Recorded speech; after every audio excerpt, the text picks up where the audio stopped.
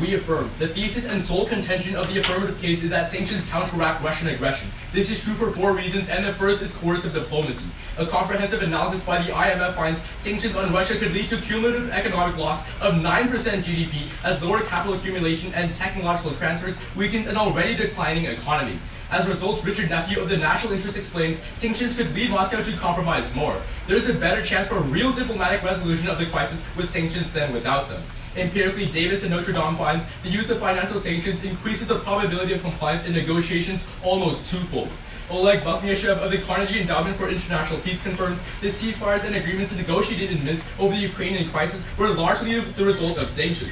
Progress has already been set, as Fred Lampert of the UPI reports at the end of 2015, violence in East Ukraine has reached its lowest level since the beginning of the conflict, following the agreement to reinforce the Minsk ceasefire. Looking forward, Simon Galbert of the CSIS concludes the Minsk II agreement remains the only pathway currently on the table towards a long-term political settlement. Second are military setbacks. Ms. Okami of the Week explains, in 2015, Russia's defense budget increased by 25%. However, unable to end Russia's economic problems, the defense budget is slated to go up less than 1% in 2016, an unprecedented reduction. Cooper of the Moscow Times furthers, Western sanctions restrict access to technologies that can be used for military purposes. Thus, it will take at least 6 years before Russia can continue its 2020 modernization plan. Russia's domestic industry can barely meet 10% of advanced weaponry needs. Chris Demchak of the University of Arizona impacts, under a more developed military, there is greater potential for crisis to escalate through destabilizing military actions. Thus, Stratford concludes, the longevity and competitiveness of the Russian military depends on its ability to meet modernization objectives. Third is unsustainable war.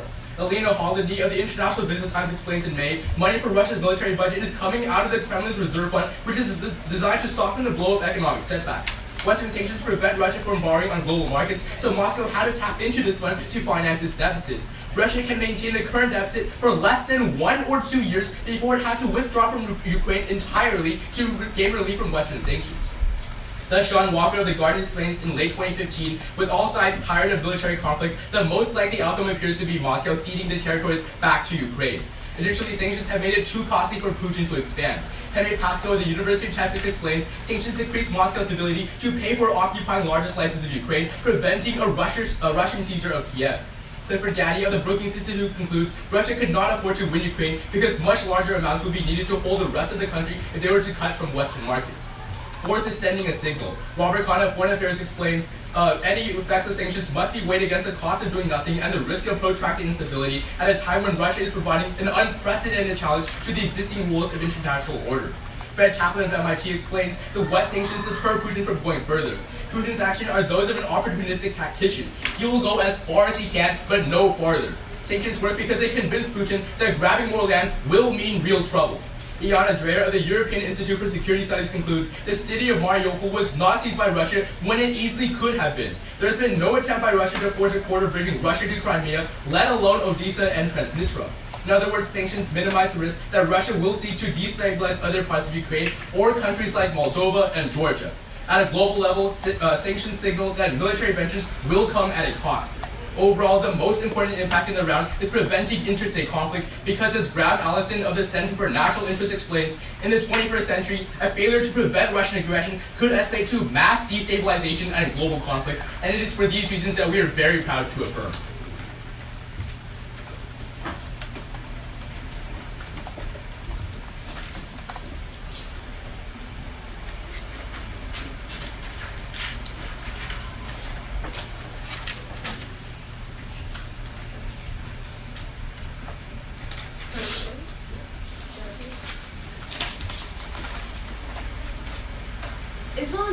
Resolved, on balance, economic sanctions are reducing the threat Russia poses to Western interests.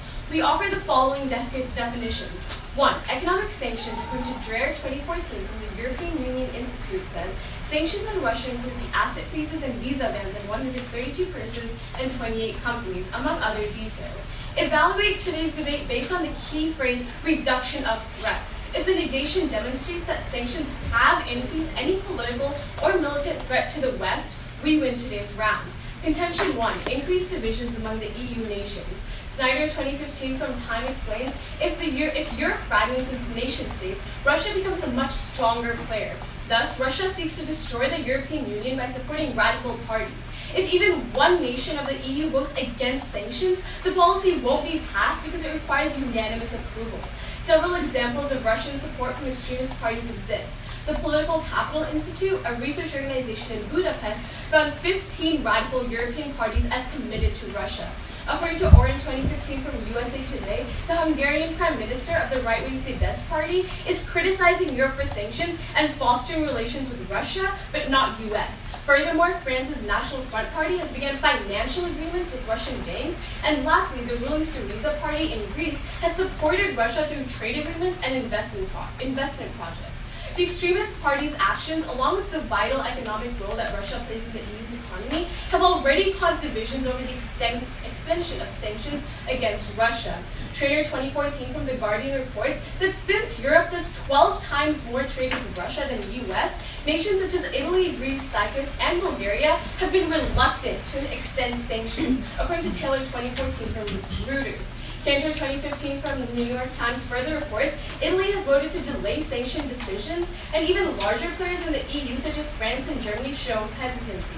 Norman 2015 from Wall Street Journal says that French President and German Chancellor visited Moscow to pursue peaceful diplomacy rather than sanctions.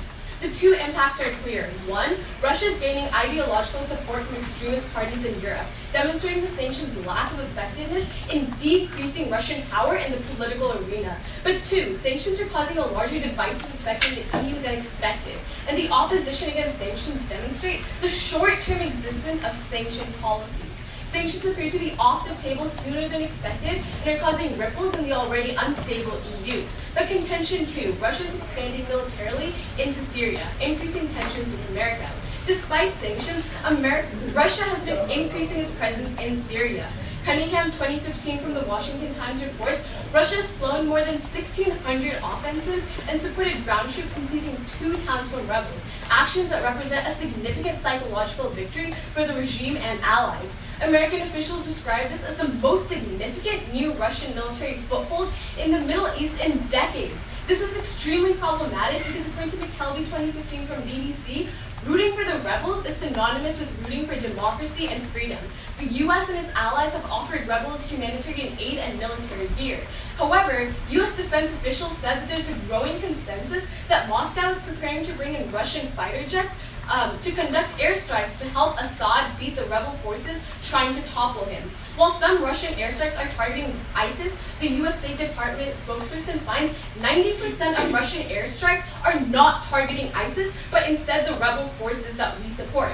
There are two impacts. One, propping up Assad is ultimately on the priority of Western interests. Given the amount of torture that the Assad regime gives to citizens, we see that Russia would not also have been so suddenly increased its presence in Syria had the sanctions not done that impact its global image. But two, the rebels that 90% of Russian offensives are targeting are supported by our allies, and this is really important, which is destabilizing the Middle East. For these reasons, vote nay.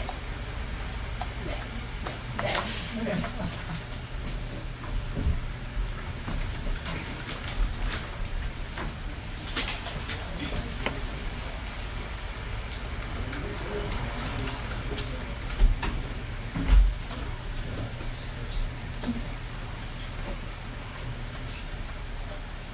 Everyone ready?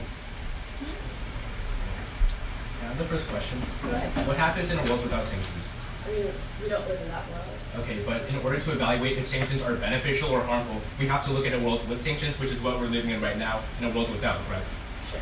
Okay, so what happens in the world without We sanctions? see in a world without sanctions, which was before 2014 when sanctions were implemented, we see Russia is going into Crimea. Hold on, like before, we're not talking about that situation, we're Why talking not? about the That's situation before right now. sanctions as well. Because now there Or is like more that's Russian without aggression. sanctions. There is Russian aggression right now, right? Yeah. Like, the Russian aggression now is a lot more than back then. So right now, are sanctions beneficial or not? Well, we're arguing they're not. Okay, so what happens in a world right now without sanctions? We see that. We see a couple things. One, we see a destabilizing of the EU because we see this increase of support from radical parties who are against sanctions. So, this means that there's an increase of ideological support, increased trade agreements, financial without agreements. sanctions, wait, so you're saying that without sanctions there would be a destabilizing effect on Europe? Well, I don't know about that. I don't want to make any false claims. What I am saying is that with sanctions, we see that the radical parties are supporting Russia still. We see that they're like investing in finances. We see trade agreements. We see that there is still support for Russia in Europe. Okay, so what happens to Putin's aggression in a world without sanctions?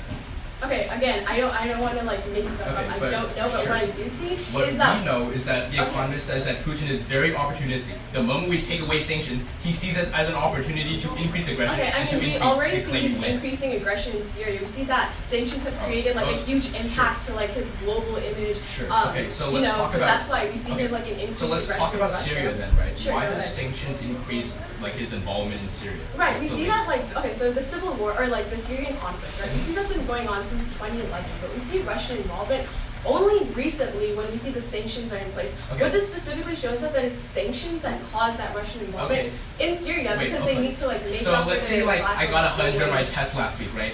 That was after sanctions. Does that mean that sanctions made me get 100 on my test? No, but this That's is the logic direct going off right correlation. now. Well, what You you're don't show saying me is direct direct. correlation. Yeah, this is What's the we're not logic showing you behind it? correlation. We're showing causation. Wait, you don't We show see- me it's causing anything. You just say Yeah, it's we after. do. Okay, what we're saying is that sanctions cause this huge like, impact to like Russia's able to can you enforce explain a the link, though? geopolitical. You just Yeah, told like one of Russia's main foreign policy goals is to establish this geopolitical force. Like But that's their goal. That's like what they want what to do do. sanctions have to do with that? Well, sanctions create this huge blow to their image of being this like powerful country that can like But why go into can't- Crimea, go into these places. Wait, like, but why- because of that, they're going to places like why- Syria where they Wait, can't do really that. quick, why can't Russia just like intervene in Syria before the sanctions? Well, Doesn't that ask still them. increase They their didn't image? do that before.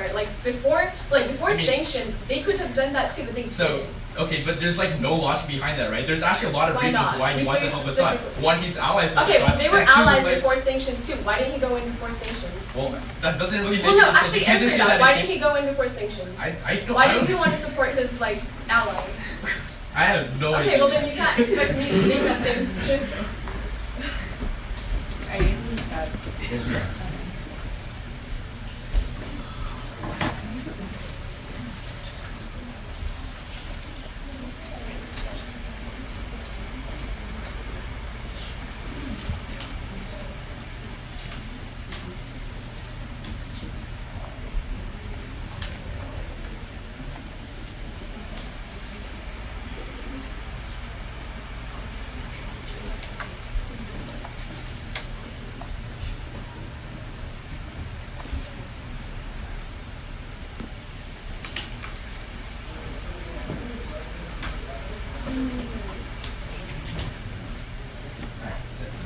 How much is 40?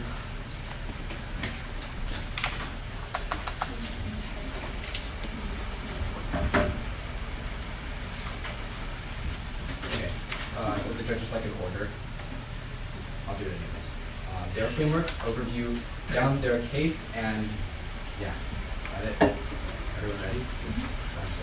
We'll start with their framework. They read you rare, saying that we look at asset freezes. That's fine. Understand we have targeted sanctions on Russia, which are different from the sanctions we've used in the past. That'll be important later. Then they tell you that we have to show a reduction in threat. Look to McCormack 2015 to explain that sanctions are generally imposed as the threat is escalating. That's because we want to stop it before it gets worse. That's really important because if we can just show that we're locking in the status quo, that's still a reason to vote for us. Because in the negative world, it would always be worse. One, they concede in crossfire that they have to look to a world with and a world without. But second, and much more importantly, the MIT analysis, which never gets responded to, which tells you that Putin's opportunistic. If we don't impose sanctions, he would just be taking more land because he doesn't think he's going to have any opposition. What we tell you is that sanctions prevent that outcome from happening, and that's the benefit of sanctions. But also, look to weighing analysis for this round. Oxford explains that threat is comprised of two factors, intent and capability. But the problem is, Russia's always going to have the intent for aggression because they still want more land. The only difference is that in the affirmative world, we have a probability of reducing their capability for expansion. And insofar as we're putting Putin in the position where he wants to be aggressive but he can't, you're voting for us. Now go to contention 1 on cooperation. First, they tell you that 15 parties are opposed to the sanctions because of the economic effects. First, look to the Baltic Journal of Law and Politics, who explains that the targeted sanctions we're imposing on Russia aren't like general trade bans. They don't harm these European economies because we're only targeting specific sectors and specific elites. That's why the Carnegie Endowment finds that the position which says that European economies are being harmed by sanctions are fundamentally flawed. It's like flawed statistics, and more importantly, they base the economic harms off of the oil crisis that has nothing to do with sanctions and then blame it on sanctions. That's why even though these nationalist parties are saying sanctions are the problem, the governments aren't responding to the sanctions. That's why sanctions have still been extended unanimously ever every single year, and it was extended in December 2015, co-stating every single piece of analysis they give you.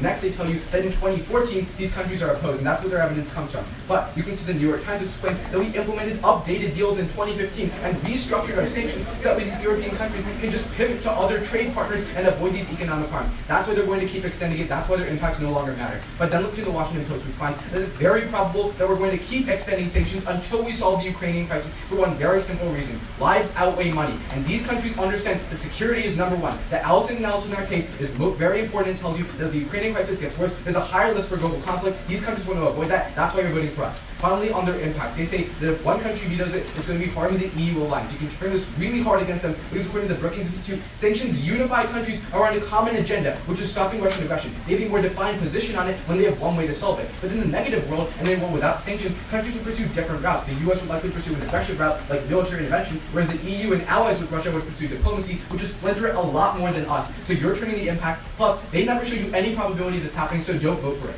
Now go to contention 2 in Syria. This is their main voter issue. But the first big problem is that it's alternatively possible. Putin didn't go in because of sanctions, and this is true for 3 reasons. And the first is that Putin is opportunistically tell you. They say it's going to increase his image. Even if his image wasn't harmed by sanctions, he'd still want a better image because when he can get one, he will. That's why he would still go into Syria even without sanctions. Second comes from Fisher of Vox, who finds that the real reason he went in is because Assad's regime is falling, and he wants to help prop Assad up because he's his ally. They're going to say, well, 2011 it started, sure, but it's just getting worse, and this was the kicker, which is why he went in. But third and most importantly, the New York Times finds that in the last couple of months, Iran has built up a better alliance with Syria, and Iran's not really allies with Russia. Russia wants to counterbalance Iran, which is why they're going in. Insofar as they don't have causality, they don't have an impact. Next, they tell you that 90% of these targets are on anti-ISIS rebels, and we need to stop Russia's intervention. A lot of problems. First, turn the argument on face, because Richard Nephew says that we increase cooperation with Russia when we impose sanctions, and the warning is very simple. When their economy is being harmed, they have to work with us because they don't want to be harmed more. And that's why in the real world we've seen a reduction in aggression in Syria. First, look to the Guardian. You find that in the last few months, the statistic of 90% being rebels has flipped. Now, 90% of the targets are ISIS. They're cooperating with us. That turns the contention and makes the intervention good. Next, look to the New York Times. Find that explicitly because of sanctions, Putin signed on to a UN peace agreement that they drafted themselves that they would prevent propping up the Assad regime. And third and most importantly, the International Business Times says that Putin has started funding the Free Syrian Army. And that's important because they see that rebels are number one. If they're backing the rebels, they are working with us. We win the round. I'm going to use running prep starting now.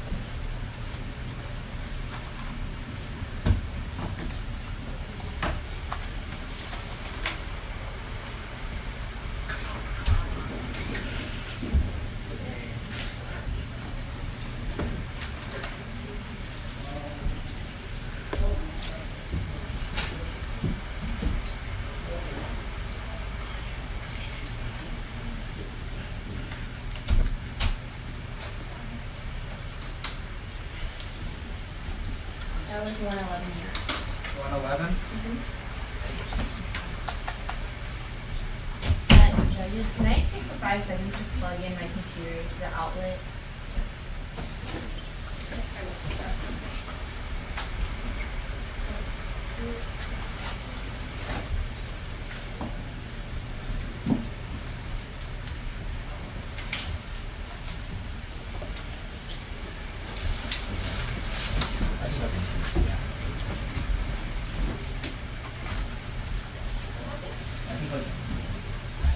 Oh, it's okay. I got it. Thanks, Robert.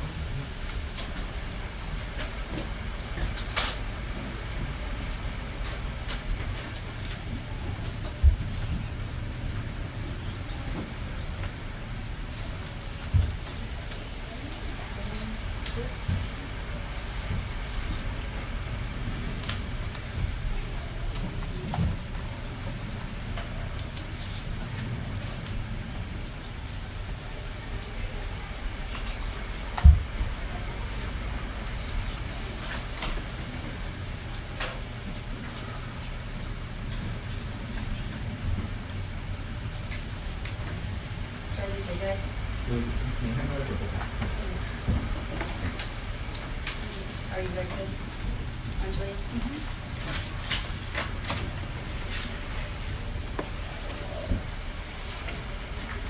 Alright, starting off with the topic of your case, Robert reads to you that conflict or aggression is going to be the main the main issue we're going to be discussing today. So realize, hold this to them against until the final speech. If they cannot prove that the conflict in Syria or Ukraine has decreased or stayed the same, you're not going to be voting for AF today. Let's go to the first contention where they talk about diplomacy. My first response is they're completely twisting the focus of today's round. They're talking about how diplomacy is good, but rather they should be discussing whether sanctions have a benefit. But my second response, more importantly, is Quinn from Kai Post 2015 finds that 6 months after the Minsk II agreement, there was an additional 1,000 Ukrainians killed in Crimea, which demonstrates that diplomacy fails. Ultimately, what they're trying to get at in their first contention is that economic sanctions lead to an increase in diplomacy, and they're trying to say diplomacy is good. But just from this Minsk II agreement, a diplomacy agreement, has actually increased deaths in Ukraine. So for that reason, their first contention is completely false. Let's go to their second contention where they talk about military step-outs. I have a couple responses. Number one, there's been an increase in troops to Ukraine.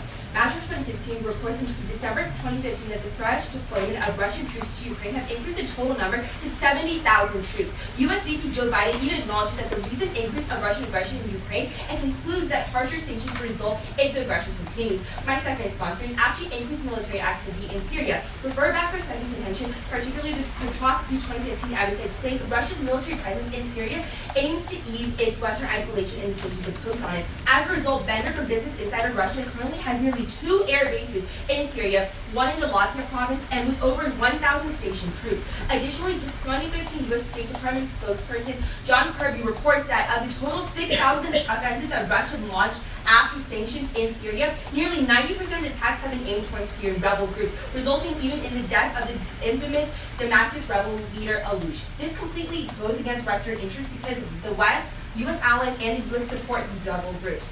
Let's go on to the third convention where they talk about unsustainability. I have a couple problems with this. Number one starts off with a card about how the Russian economy is going to tank within 2 years. This is the Wilson card. They rely on the fact that Russia does not increase its economy at all. So what this card is saying is that if Russia just relies on its federal reserves, does not see any increase in GDP, their budget is going to completely fall in 2 years. This is going to be wrong because we can see an increase in trade with China and Latin America. So my second response is increasing in trade with China.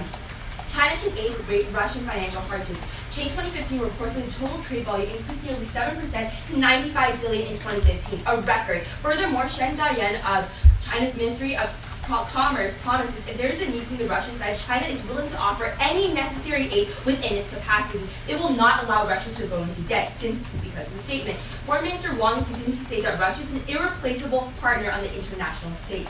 Furthermore, Clemente from Forbes reports that Russia and China recently signed a $400 billion 30-year gas pipeline deal with Russia. This demonstrates that obviously China is going to support Russia and allow financial hardships to be reduced. But third is increased trade with Latin America. We see Ellis from 2015 reports that in Peru, Russia announced a $528 million sale of transport helicopters to Peru, and in Argentina, Russia finalized a deal to sell Spencer combat aircraft to Argentina, and along with a $3 billion in energy deals, all in 2015. Not only does this demonstrate that Russia gets fun in Latin America, but that Russia is intervening into Western space, a direct Western harm. And lastly, let's go on to their fourth contention about sending a signal. This is going to be wrong for 2 main reasons. Number one, Clark 15 from World Post reports that Putin's ratings have actually gone up to 89%. This is higher than any democratic country in the entire world. But my second response is it's not affecting his policies either. As we see in Syria and in Ukraine, there's actually been an increase in aggression. So for all of these reasons, we negate.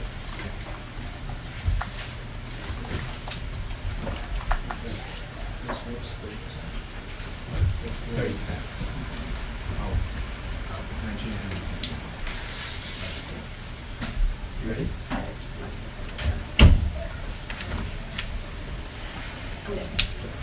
So you read some evidence saying that Russia is trading with other countries because of sanctions, right? Yeah. So has that led to an overall increase in the amount of trade Russia has? You mean like a net increase in trade? Net increase, because we're looking at net benefits here, right? I don't have that stat, but Okay. it's what we're seeing is that it can actually. So why I read the 2 cards on China and Latin America is to explain that because of the you're saying like, oh, Russia's budget will like completely collapse within 2 years, but because of these two like trading partners, China and Latin America, it won't run out I of money. understand that. So really quickly, right? The war we're talking about, first of all, is not their general economy. It's about borrowing money because that's how you finance a war. And China will never lend money to Russia's war effort because they're number one and about two. a war. I thought you were just saying like. Okay, the Hladny evidence that we read about 1 or 2 years specifically talks about borrowing, and the warrant she gives is that the way we finance wars is borrowing because you have to insulate the public from the cost of war. So China's not going to give like loans to Russia specifically because China is number 1 and 2 trade partners in the US and EU, and they would never want to fund a war that like conflicts with their allies. But do you have a question? Yeah, so for your first contention on sanctions, are you essentially arguing that diplomacy is good and sanctions lead to diplomacy? Yep. Okay, all right. Can I have a question? Yeah, go ahead. Okay, so you talked about Syria, right? Mm-hmm. Why is that bad? Why is it bad if they're in Syria? Right, okay, so yeah, I want to explain the link chain between that because you talked about it in your rebuttal. So we're essentially saying that the fact that it has been 2 years since the West has imposed sanctions on Russia. But recently in 2015, I read you all of this evidence of how Russia now has 2 air bases, Okay. 1,000 troops. All of that shows that sanctions, sorry, I'm getting it, it's just analysis. Sanctions have not reduced Russia's military expansion into So Syria. really quickly, the argument we're making is just that military expansion would be worse without sanctions. You cannot prove that it's a result of sanctions, so it's not an impact. Why But would I'm it be asking worse? you why? Because of the simple fact that if you decrease your like capacity to fund the military, they have less military to send to Syria. When has Russia actually intervened in the Middle East before sanctions? Russia has propped up Assad for years. They've been giving them No, aid, like and there's been a physically huge they pretext went for- in, like troops I know. went into There Syria. troops went into Syria, yes, but they have military bases there, and there's been a huge pretext No, for wait, invasion. I'm sorry, you Wait, still wait, don't really answer my quickly, question. can I answer, right? There's Well, been, I didn't ask you the question yet. you said, Okay. where have they gone to the Middle East before, right? Like troops, yeah. Yes, Russia has not had a full-scale intervention, but what I will say is that Okay. even prior to sanctions, there was a massive pretext for an intervention by Russia Yeah, I into Syria. understand. They were I'm planning not it all along. disagreeing that Russia hasn't supported Assad before, but I'm saying that after sanctions, we actually see a Russian presence, like Look, troops I going know. to Syria. All I'm saying is after that sanctions. pre-sanctions, they were always planning it. They just They were, implemented okay, it, so and it that just conveniently further happened supports after our point. If they were sanctions. planning it up until a point of sanctions, Okay. that means sanctions Really, was the really, tipping really point quickly. in their Is making it bad that they're in decisions. Syria? Yes. Why? Because they're hurting I'm sorry. If They're 90% hurting of their rebels. targets are ISIS, is that bad? No.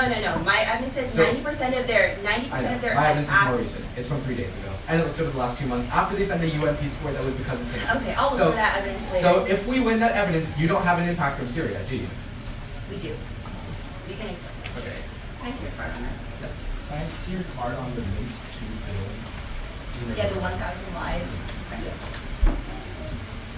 Okay, so while you guys are exchanging cards, nobody's prepping or anything. Yes.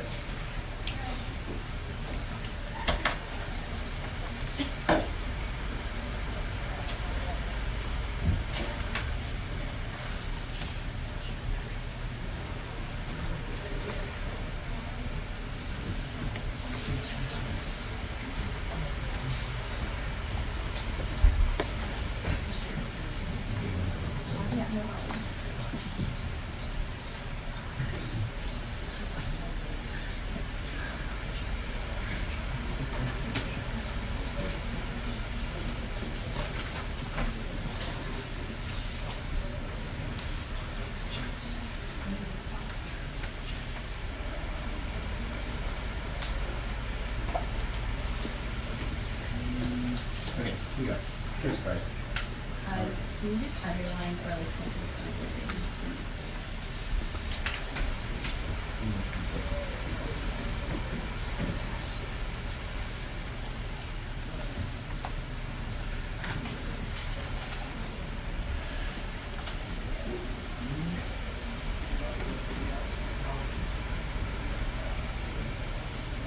There you go. Right. The 90% targets has been included. And so it used to be 10% highest in the last couple of 30%. All right, guys. You got the card? Yeah, wait, do you have the methodology for this? Seriously? Right. I'm just giving you the card. If you want to invent the methodology, you can do it. You can put it out. Right. I'll take a little bit of stuff from next week.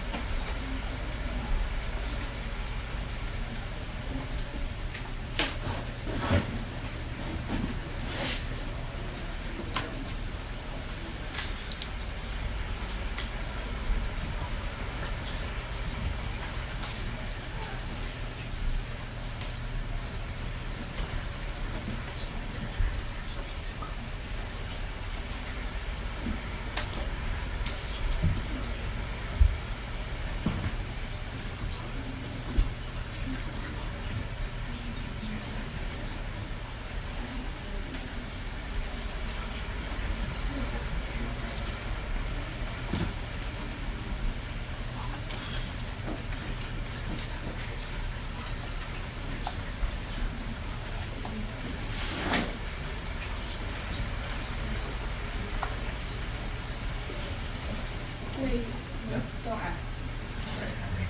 Sure. That was 25 seconds. You can get it like that right now. 125 seconds. Yeah, can she get it back for her speech? Alright. So you have in total used 125, is that correct? Yeah. Okay.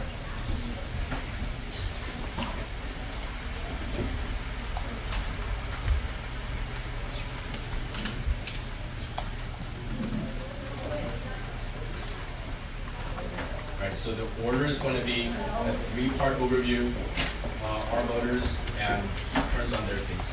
So with that being said, everyone ready?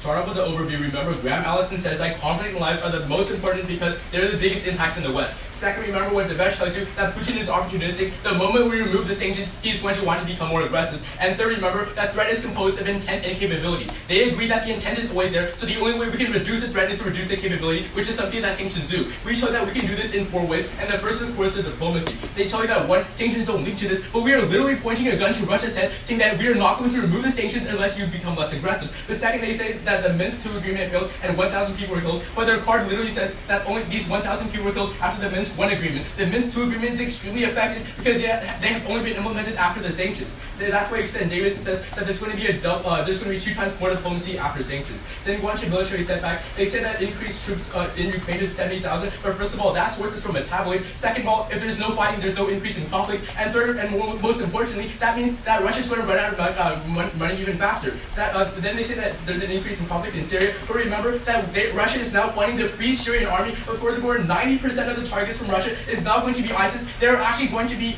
contributing to the war that the West is going along. That's why you send Mr. Kami that says the military funding decreased from 25% to 1%. Then go to unsustainable war. First, remember that they say that there's increased trade with China, but first the IMF finds that overall the GDP decreased by 9%. That includes that increase in trade. But second of all, Forbes says that the overall trade dropped by 30%. Again, that also includes their trade. That's why Extend Holiday says that they're going to pull out in 1 or 2 years. That's the only long-term impact to end all aggression from Russia. Then Extend Walker that says that we're going to be pulling out of Ukraine, and that's the most likely solution if we have these sanctions. Then finally, on sending a signal, they say that Putin's ratings gone up. But first, that doesn't affect how Putin doesn't seize Mariupol or just enter Transnistria. Remember, they are not aggressive because of sanctions. Now, go on to their case. First, on fragmentation of EU, they talk about the Carnegie.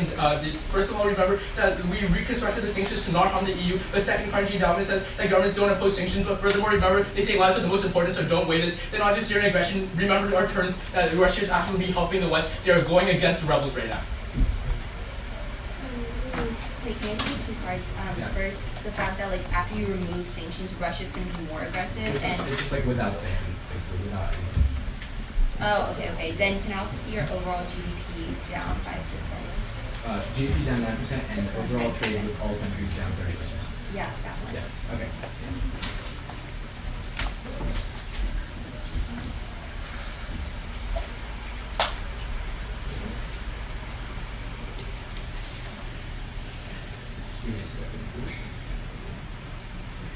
And I just wanted to use your laptop for one part. Is that okay? He said it was okay with one. So this is overall Russian imports decreased by 30%. And then where's the 90%? Is that Which name? Oh, duh. Yeah. Can I show it to you in order? Because they're like different parts of my file. Yeah, I just wanted to use that part of my speech so that you Okay, so then look at this other part. Yeah, what are you take up to This is 30% off of the next part.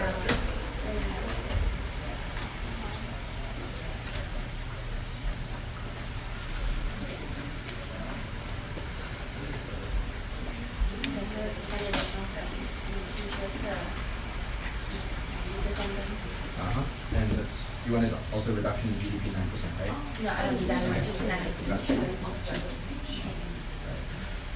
And just what he was roughly doing for and the majority are in ISIS leadership. Okay. Okay.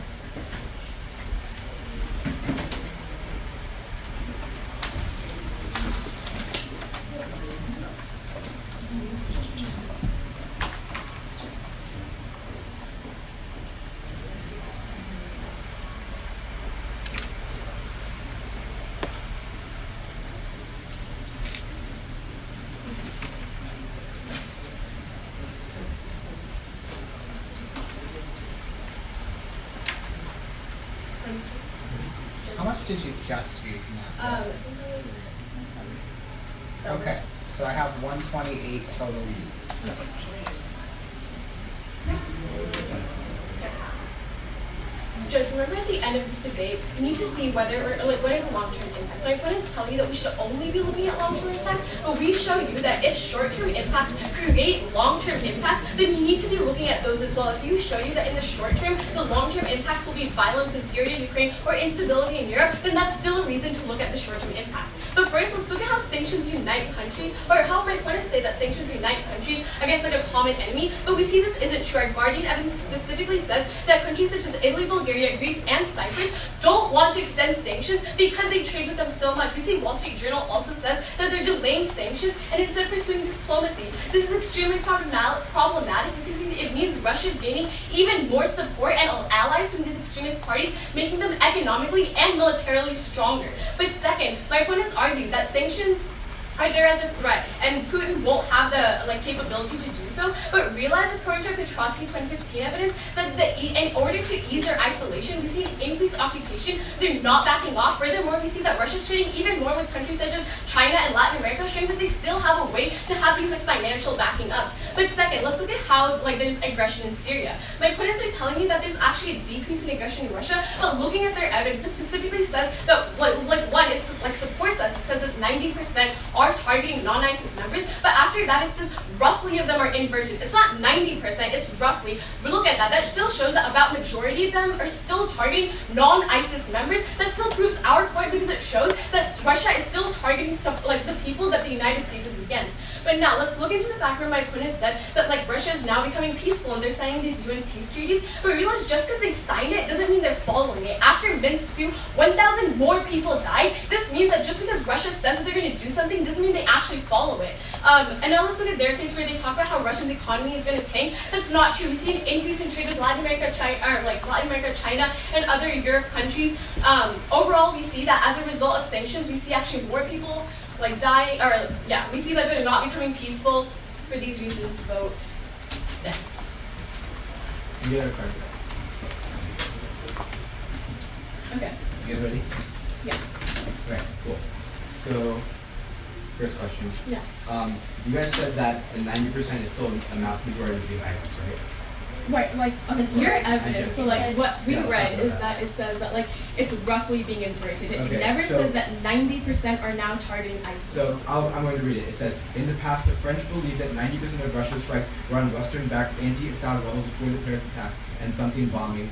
And then it says, in the last week, however, those proportions have been inverted, he said. Other Western experts also say Right. that the majority of Russia's targets are ISIS leadership and logistics. Right, So but it also says majority that Can it's you of- already- quantify that, and what is the methodology? Okay, the way I for quantify that? majority is more than 50%. Because Also our like the evidence, fact- first of all, I just want to state that our evidence is U.S. Department of State spokesperson From- John Kirby. Yeah, Are you that's saying fine. the government is an unreliable So there's source? this thing, and it's called time frame, right? Things change. Right, What your we're giving evidence you is that a it's no couple longer of true. weeks after Yeah, ours. your There's no evidence way is- that in 2 weeks okay, they completely we're invert it. No, it Also, is- your it evidence is- Guys, specifically we're says spending a roughly. lot of... Last thing, Okay, because I do want to spend time on this because you make it the biggest issue for your side. What we told you is that just a few weeks ago, Russia signed a UN resolution that it drafted itself to be Okay, cooperative. okay. Again, then I want to ask you a question about that. If it already violated the Minsk II, and it's the Minsk II, you guys Yeah. read that wrong. If it violated the Minsk II agreement, then how do you know that it's going to fulfill and The actually way I keep know up is its because my evidence promise? says they've been following through. The fact that the majority of their targets are ISIS proves that the deal worked. So it's okay that they violated Minsk I, Minsk II, Okay, and all let me previous clarify. treaties. Let's clarify that. Under evidence, it said that Minsk II is most likely going to be unfulfilled because Minsk I resulted in deaths. And then what we It doesn't did do is- really- Okay, Okay, either let way, me read that it, still okay? shows So that let's it's not. clarify what's actually happened with Minsk II, right? In Minsk II, there was an agreement in February, and then in October, there was the Minsk II reinforcement agreement, which is what our evidence is about. And so specifically because of sanctions, Okay, which is when why October did and the we're bound. Minsk II agreement occur? The Minsk II was in February, and then the Minsk II reinforcement was in October. And the reinforcement was based on sanctions. Right. Our card is in November, and it says balance went to an all-time low following. I think that's the best evidence. in Okay, terms I of need to see your evidence for the Minsk II because that Okay. it was not in October, but it says the 6 Minsk II months after the reinforcement latest is in Minsk October. agreement, more than And, 1,000 because other the reinforcement stuff. agreement is what caused the Minsk II to be properly implemented, and that was under the threat of sanctions. If Okay, you look at all of So our what's the Either way- difference between the Minsk I and the Minsk II? Why did they The follow Minsk the II Minsk was- II but the not Minsk the II It Minsk was I? stronger. It was built on sanctions. It That's the was point. reinforced because sanctions make Russia comply. Like we increased that's the just amount of not- sanctions okay. we imposed and made it Okay, more costly. alright. So I'll let's just talk check your about evidence trade, right? after If that, yeah. overall trade dropped by 30% from Forbes, what does that say about China's trade? Doesn't that just mean it's really insignificant? No, basically it shows that like regardless, we still say that there are financial backings But for Russia. overall, if there was a Right, but, like- 30% drop, Okay, that but we means- still see that like regardless of that, there is still financial backings. Like it doesn't So how matter. about this? You guys respond to our argument, and you guys don't actually say that if they lose their money, they will not have to withdraw. You guys just say that they're getting money back. So you're conceding that if they did lose money, it would be bad for Russia, right? Wait. Can you repeat that? If Russia loses money, would you agree they'd be less likely to pose a threat? If it loses. If it loses, yeah, but we're Yeah. If it saying that loses it's all of like its that. budget, That's all, then that's yeah. all we need. 30% reduction. Okay, It's still so a net then- reduction, which is why they're going to run out soon, and that's the entire point. Alright, can I see your evidence for like when the means to agreement? Yeah. We'll just hand you these cards, and then if you need any full PDFs, just call right before you speak.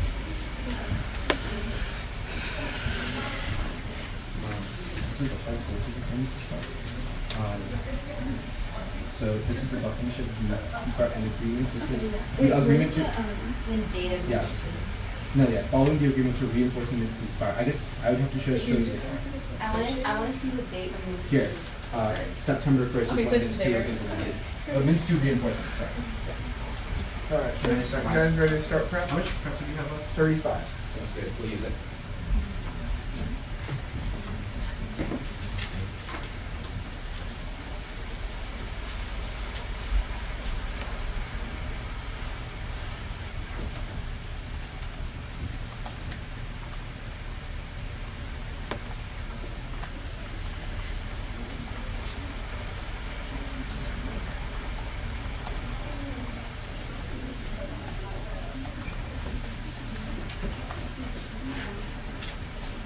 Thank you. Alright.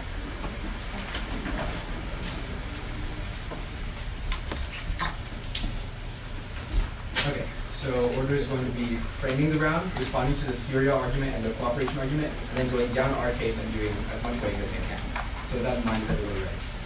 Alright, sounds good. Now with framing, you have to understand two important things. And the first is that sanctions prevent a worse outcome from happening, because in the world where we never would have imposed sanctions, Putin would have just gone further. You have to compare a world with and a world without sanctions, because that's how you know the indirect and direct effects of sanctions. Just because conflict happened after sanctions doesn't mean it was a result of sanctions, and that's what you're evaluating in today's debate. But the second observation is the Allison analysis. Never responded to, do not let them bring it up in the final speech. It says that Ukraine is number one, because that just keeps on going, and then it creates an insurgency and a conflict in Europe, which is just going to escalate to a greater threat to the West than anything that's happening in Syria. But on Syria, they're dropping a lot of responses. First, they never respond to the fact that Russia would still go in either way, because one, they have to prop up Assad, and two, they have to counteract Iran. They say, well, that happened after sanctions. Well, one, we tell you that the Iran thing happened specifically after sanctions, but two, we tell you that the Syria thing was just getting worse, and so we just was more likely to go in. They have no causality. At that point, you're also turning the argument because the Guardian analysis says that now 90% roughly of their targets are going to be ISIS, but more importantly, the majority are ISIS, which still means it's a net benefit. But overall, if we win capability, all that means is that Russia would have had a greater military insurgency in Syria in a world without sanctions. So we definitely outweigh. And on cooperation, remember that they're still extending it into every single year, and it's defensive. The fact that it hasn't happened yet means it isn't likely to happen, and they don't prove any real world impact that they extend through the updated deals in a lot of things. Now in our case, first, coercive diplomacy, you're clean extending the idea that they send a Minsk 2 and a Minsk 2 reinforcement because of sanctions, then balances in an all-time low in October. Our evidence postdates every piece of analysis they say 1,000 people died after. Maybe that's true, but it still would have been a lot more if we didn't have sanctions. Second is on aggression, specifically in the context of military spending, they dropped from 25% to 1%. That means that all aggression is 24% less now that they have less money to fund it.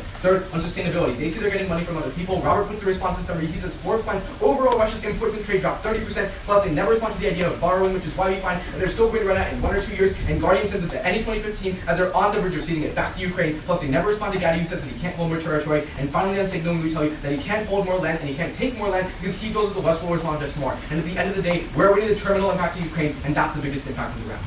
Please defer. Okay, so Judge, you said we had 128. Yeah, so right? 32. Okay, so we need some names.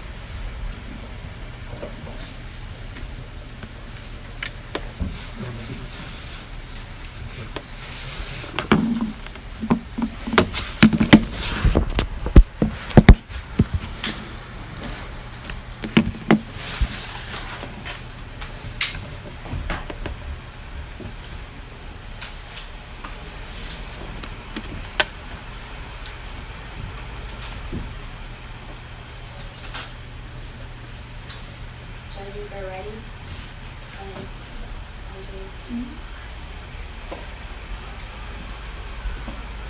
Before going to the main voter issues, I want to establish two observations. One, the importance of short-term impacts. Short-term impacts matter in the Middle East because as long as something, when something happens, it escalates extremely quickly in the Middle East, as we see with the refugee crisis and with all of the terrorism that's been happening in the Middle East. But second of all, remember at the top of every single speech they read, they say conflict is the most important thing. So all of their arguments about economy don't really matter in the end because they're banking everything on conflict. If they lose on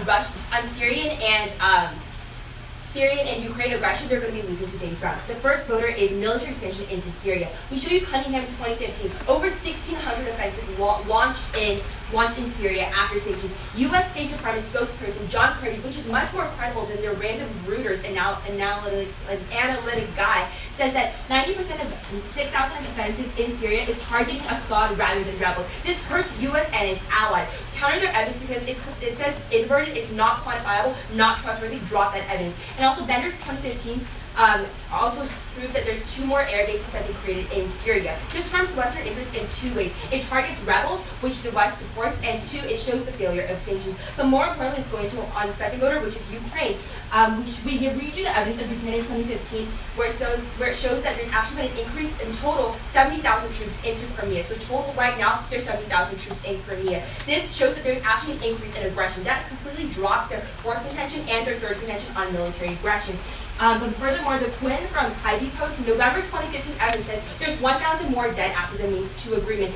They try to bring up their Means 2 agreement, their Means 2 evidence, but it's wrong for 2 main reasons. One, their own evidence says the Means 2 happened in February 2015. Our evidence is from November 2015, so it's talking about the Means 2. But second of all, it even says in their own evidence that there's frequent violations of Means 2. So that means diplomacy doesn't work. Because we ultimately showed that there's actually increase in aggression in Syria and Ukraine, we show there's an increase in conflict reducing Western interests. For these reasons, we negate.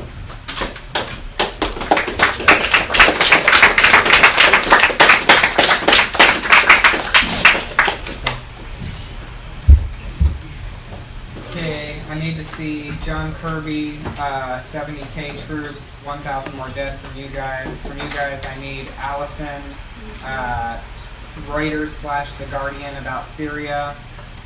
And there's one more. I guess it's the Forbes evidence that finds out Russia's going to run out of stuff in 2 years. Russia's going to have to pull out in 2 years. Forbes is overall 30% reduction in trade. Pologny is Russia pulls out. That's the one. Yeah. So Forbes? No, the second one. Pologny. Gotcha. Yeah.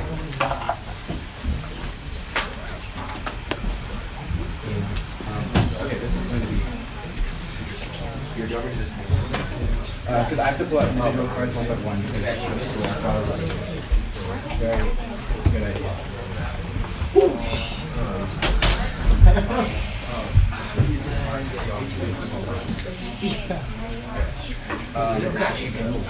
So this is, I think we might have changed the section and have it around. Okay.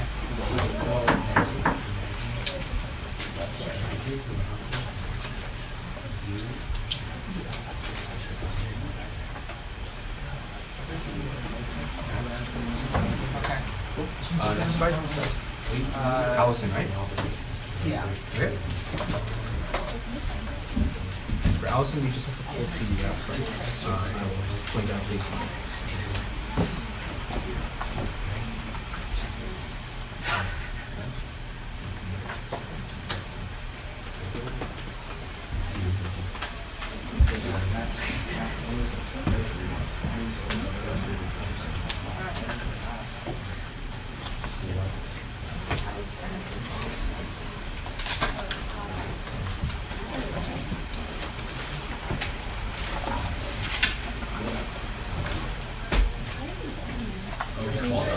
Okay, so just like this paragraph is the overview of the article, and I see what we come from.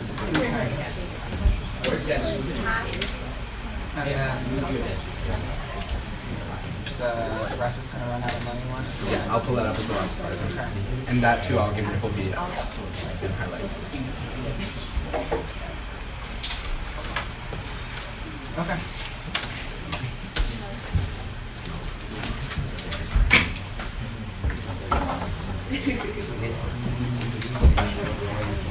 Robert, hand me the case with warrant number 3.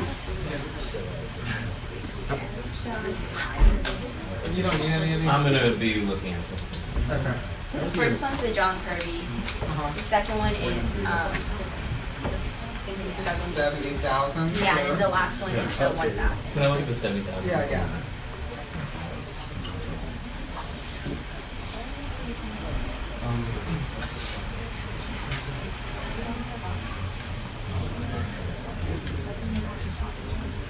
Okay. Yeah. Just give me a second.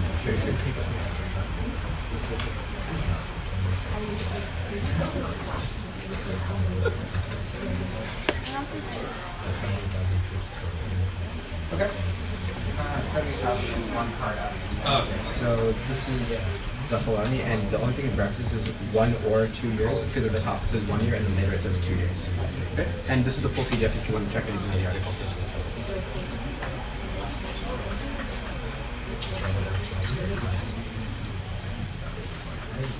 That's just the rest. Yeah.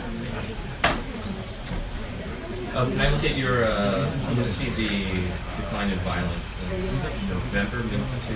The UPI, yeah, sure. Yeah. It just says all-time low in our article. Take a look at that.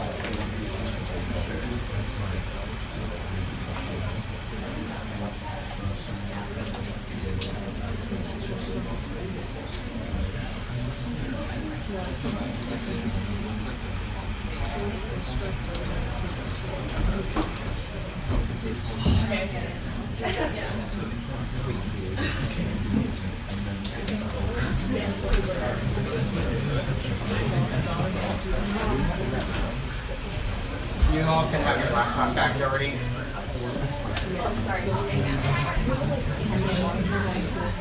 you need any evidence from us? You looked at 70,000. Okay. Oh, yeah. The reinforcement in the by September.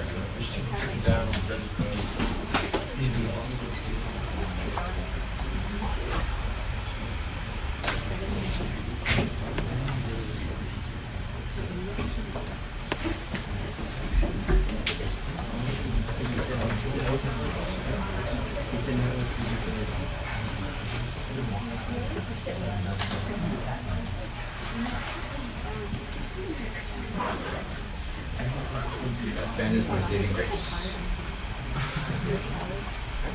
There you go. Sorry, already highlighted. And the last paragraph is about the reinforcement agreement specifically. You guys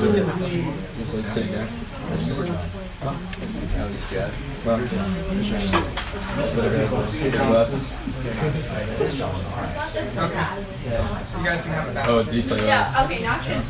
No, yeah. So nice.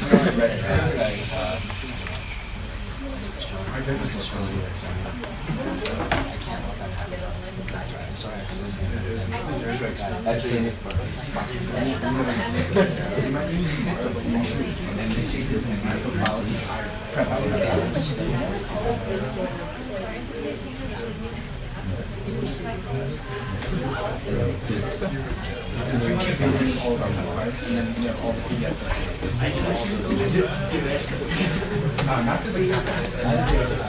hey, yo, I didn't get her. Technically, I'm in the same amount of work as him. Technically, I've done the same amount of work since he's been looking at that. All right. You know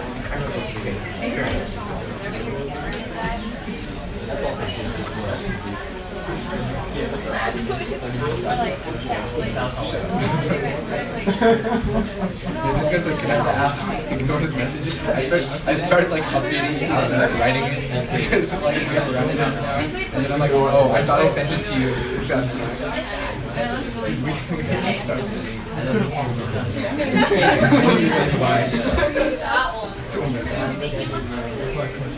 Judges don't need anything more, right?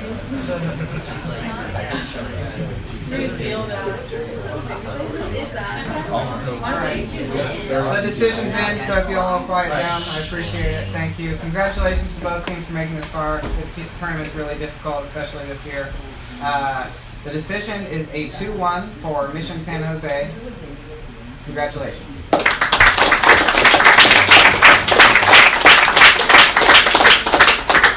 Not surprisingly, I'm the squirrel. So, a few thoughts about this round. First of all, I don't think that you guys are winning Syria. I just don't. I think that their evidence is pretty good about this issue. It's not a full inversion of 90%, but I ultimately don't look at this impact as the biggest impact in the round. I look at Ukraine as the biggest impact in the round. So how I decide that they're winning Ukraine, first of all, their evidence about Minsk is more recent. Second of all, your evidence about Ukraine only indicates that fighting has been reduced in the eastern regions of Ukraine. It does not indicate that fighting has been reduced in the whole country. And it doesn't ever attribute anything to Russia. So ultimately, I think that they're winning, that the conflict's getting worse in Ukraine. I think their evidence is really good, indicating that Russia's not going to follow through. And I feel like that's really kind of all it comes down to. If I look at Guriev or whatever that analysis is about Russia running out of money in 1 to 2 years, I think that they have a lot more ink with regards to the finances of getting stuff from foreign investors, which your evidence doesn't really take into account.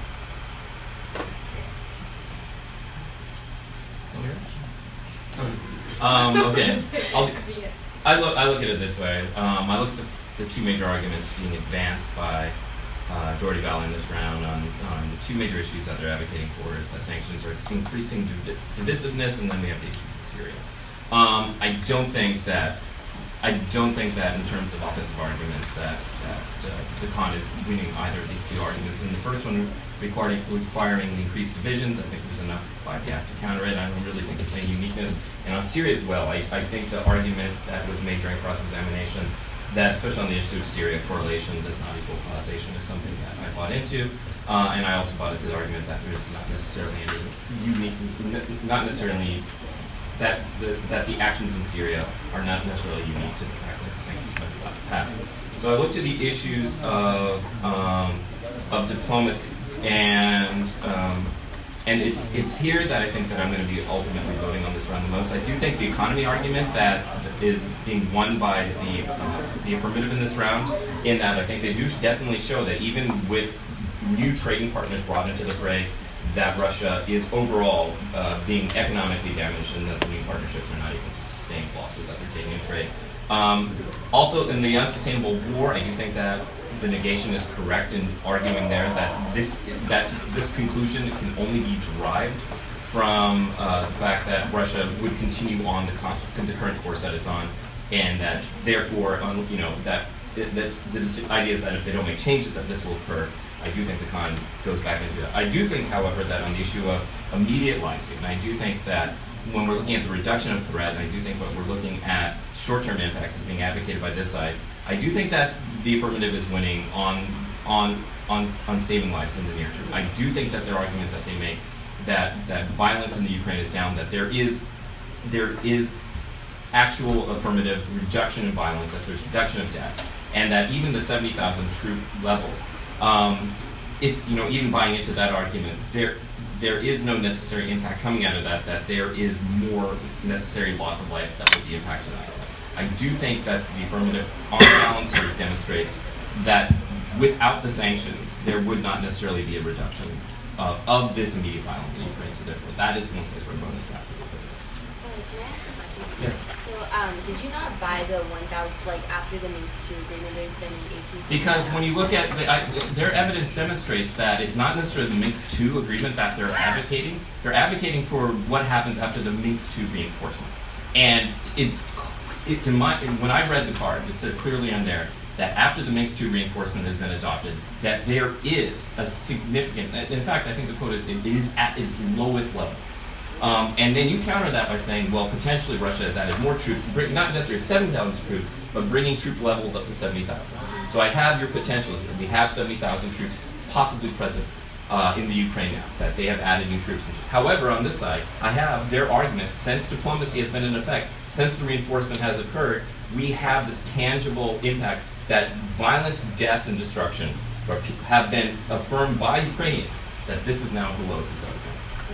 And once we are there, and you need, but in order for me to buy into your 70,000 troops, I need you to demonstrate what you need to, I think, link into something more significant in terms of the impact. You seem to be stopping at 70,000 troops bad.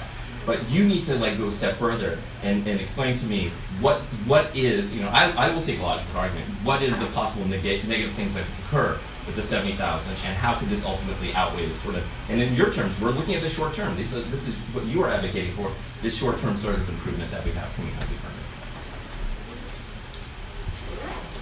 Good day, guys. One more on the Yeah. So, I was just wondering, how did you evaluate warrant 2 and 4 on our case? You're going to have to be a little more detailed. Decrease in spending and insurance.